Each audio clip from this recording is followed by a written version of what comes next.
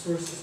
Maybe it would be best to shift the burden on the person who wants to force the journalist to disclose his source, because currently the burden is on the journalist to establish the right that he has to protect the source.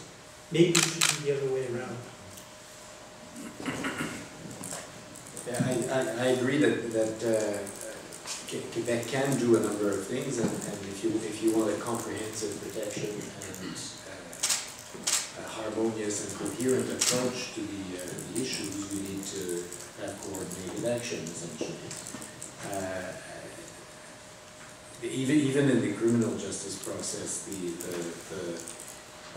the Quebec government can do a few things. It can tweak the way that things are actually done, and getting these applications or channeling these applications through the Director of Public Prosecution is one thing that Quebec is able to do here with an impact on even criminal matters. And so there are a few things that I think can make a difference. Going back to Jan's point about the culture, this is something that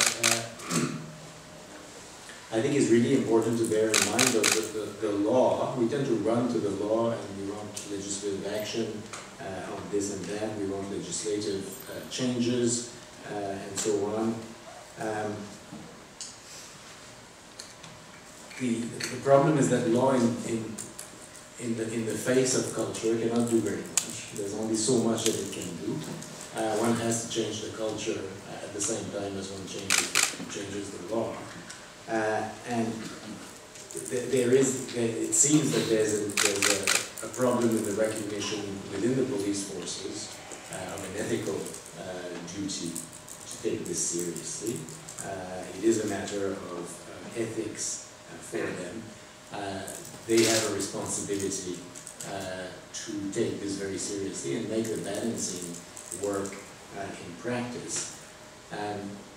Political actors need to understand that they cannot get involved in particular cases, as when one calls the chief of police to tell them to look into a particular matter.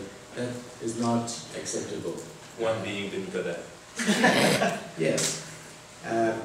And so law can do quite a bit, but it can do relatively little if the landscape is a bit short on integrity and leadership.